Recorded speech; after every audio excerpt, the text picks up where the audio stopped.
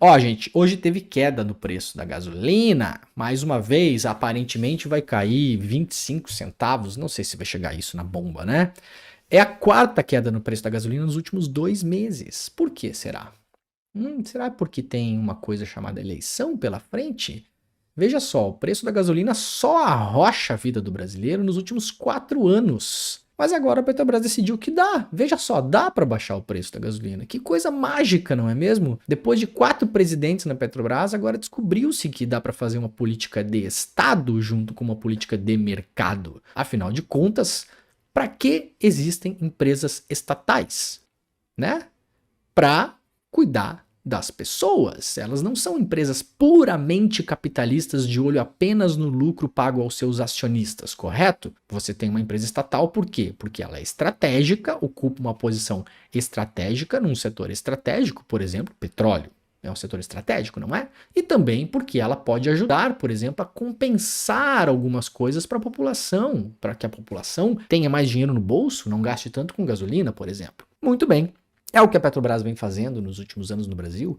Não é o que a Petrobras vem fazendo nos últimos anos no Brasil, correto? A Petrobras vem pensando apenas e somente no seu próprio caixa. E aí muita gente se pergunta, já perguntaram, fizeram essa pergunta por aqui inclusive já, né? Como funciona essa questão da Petrobras, né? Poderia ser diferente? Bom, poderia ser diferente. Claro que poderia ser diferente. A Petrobras está baseando o preço que ela vende combustível para nós brasileiros no mercado internacional, no preço, no valor do barril Brent, né? Que é o barril que baliza os preços internacionais. Como poderia ser diferente? Ué, poderia ser diferente como, por exemplo, qualquer empresa faz para estabelecer o preço dos seus produtos. Você pega o custo, coloca uma margem de lucro, pronto, e você vende seu produto. Não é assim que você que está nos assistindo aí que tem uma padaria, né? Tem uma padaria, tem o que mais? Você aí que é jornalista freelancer, precário, né? Precarizado, fudido, né? Todo mundo aqui, né? Estamos na mesma. Vamos dar as mãos, tá tudo certo. Vai dar tudo certo, gente. Como se forma preço, né? Por exemplo, este copo de dinossauro que está aqui. Vocês estão vendo esse belo copo de dinossauro? Um copo de dinossauro para colorir, inclusive. Esteve colorido em algum momento da sua vida, aliás. Tem água com limão de ontem aqui, vou tomar. Se eu passar mal no meio do programa, vocês, por favor, chamem alguém, gritem, né? Tá horrível. Quanto custa esse copo? Eu não lembro quanto pagamos esse copo. Vamos imaginar que temos pago R$ 15. Como chega-se no preço desse copo? Inclusive, esse copo é feito de quê? Derivados de petróleo. Ah, veja só, né?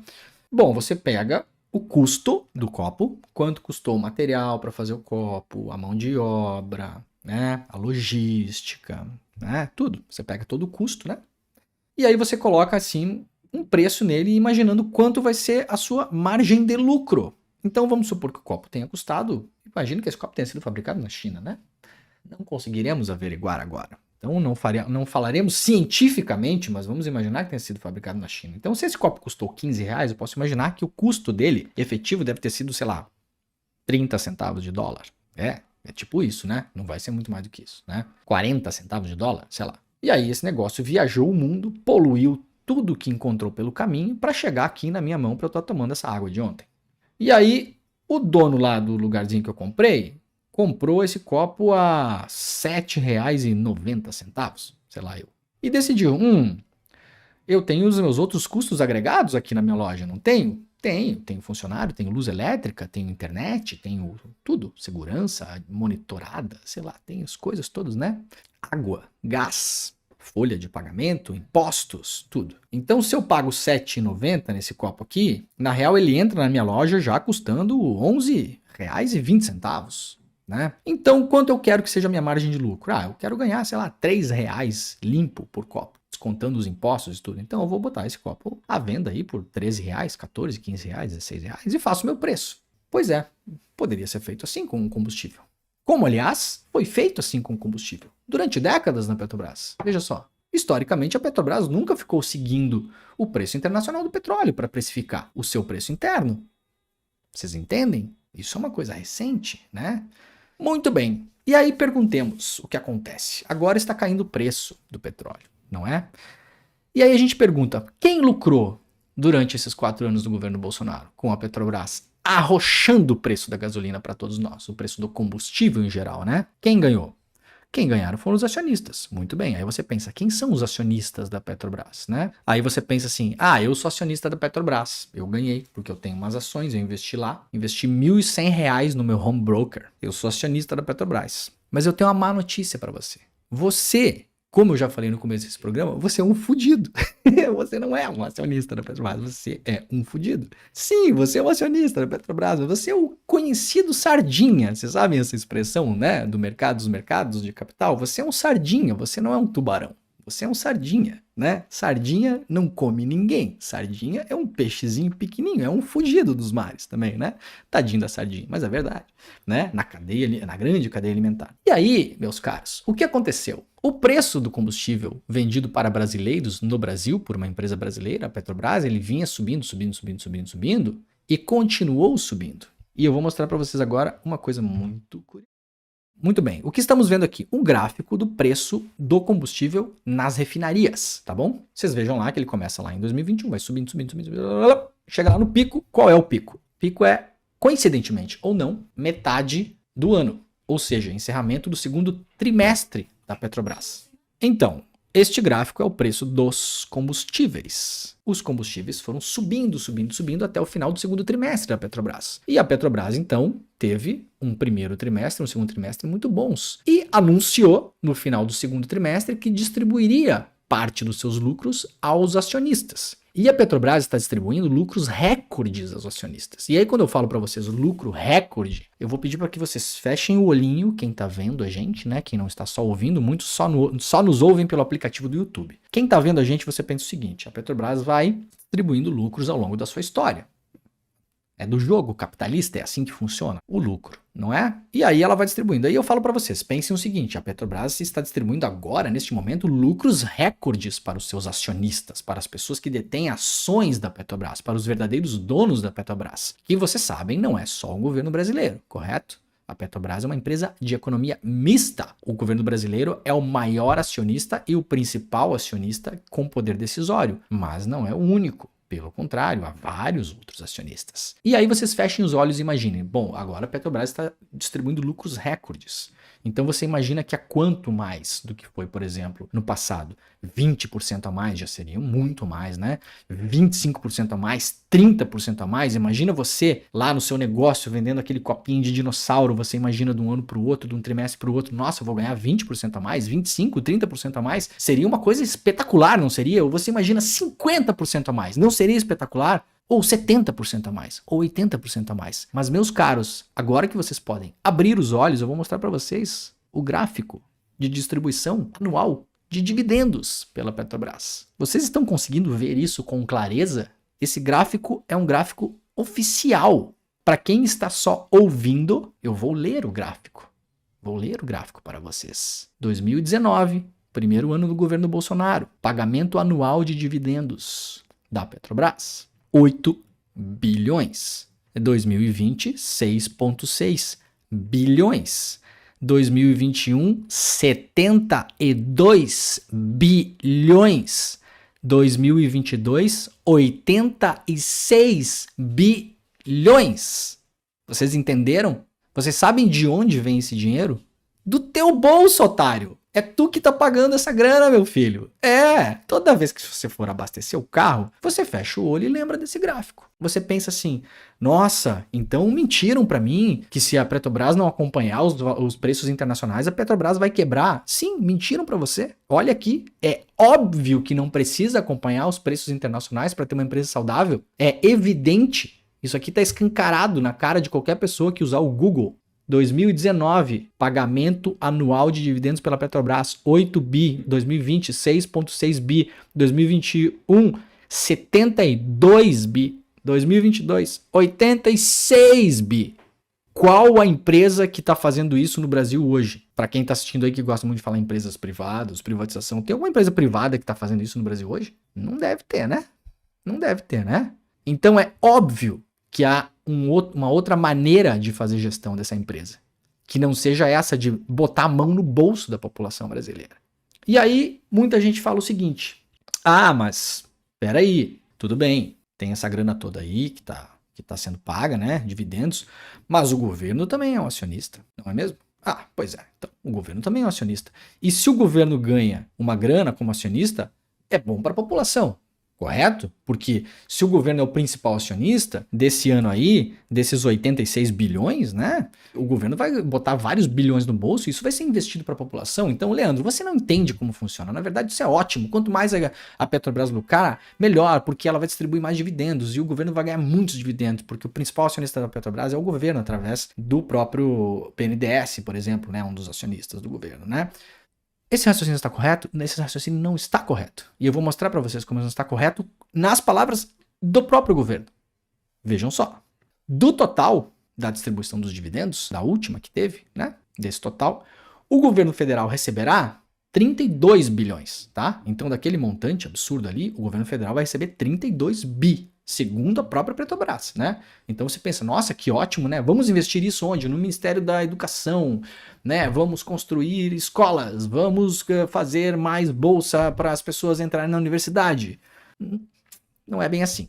O valor soma-se a outros 32 bilhões já repassados à União, né? Então, isso aí já são duas parcelas de 32 bi.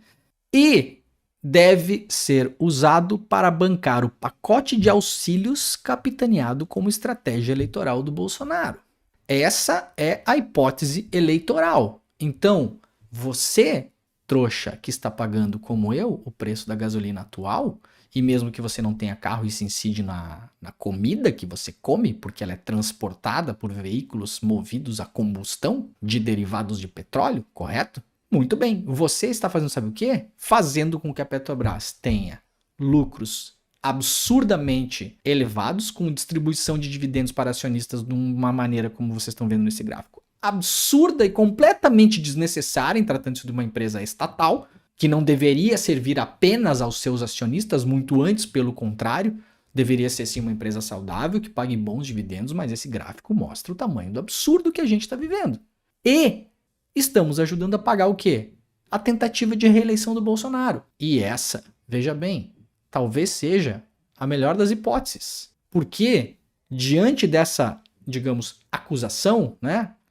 Diante dessa conclusão de que essa grana entrando para a União vai ajudar a pagar esses pacotes de benefícios que o Bolsonaro está colocando na praça junto com o Paulo Guedes para tentar a reeleição, na prática uma compra de voto institucionalizada, sabem o que diz o Ministério da Economia para se defender? Não, na verdade não é isso. Não é isso que diz o Ministério da Economia. O Ministério da Economia falou o seguinte para o UOL. Não, esses dividendos da Petrobras que entrarão para a União não vão ajudar a reeleger o Bolsonaro. Não vão ajudar a pagar o pacote de benefícios. Imagina, isso não tem nada a ver. Sabe o que diz o Ministério da Economia? Ao UOL, o Ministério da Economia informou que o montante é usado para o abate da dívida pública, avaliada atualmente em 5,5 trilhões. Então, meus caros, vamos por partes. A primeira parte importante é o seguinte. Isso aqui, que vocês estão vendo na tela de vocês, tá? É a composição acionária da Petrobras. Então, primeira coisa.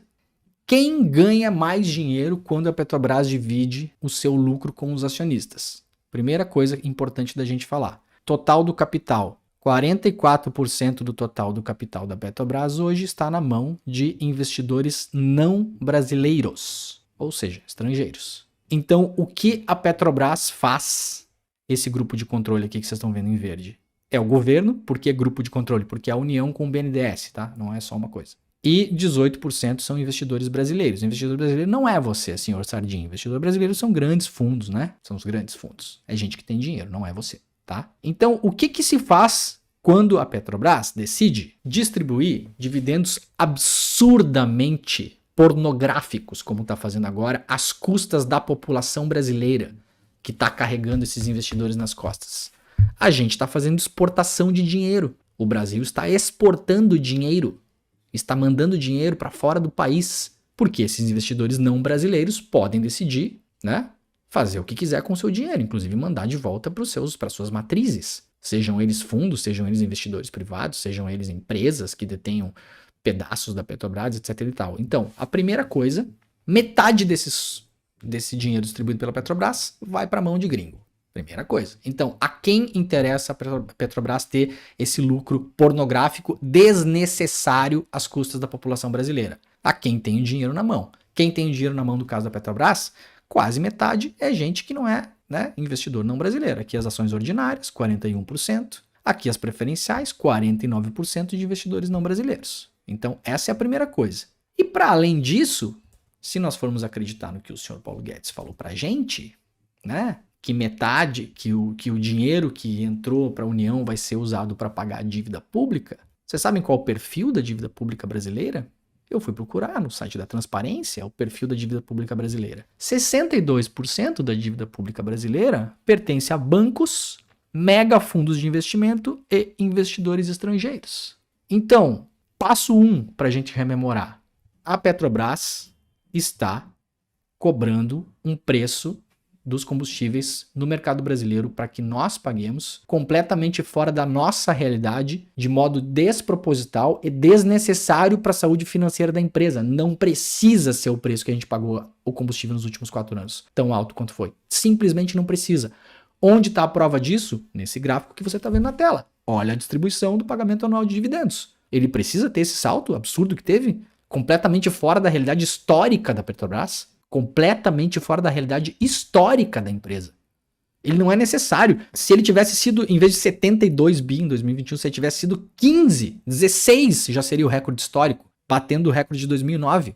Gente, eu tô falando de 16 bilhões de distribuição de dividendos. Bilhões de distribuição de dividendos. Primeira coisa. Esse dinheiro vai para onde?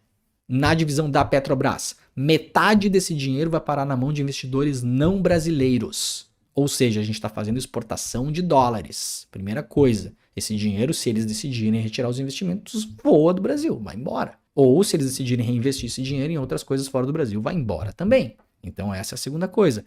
Terceira coisa, a parte desse dinheiro que vai para a União está sendo usada, segundo o próprio Ministério da Economia,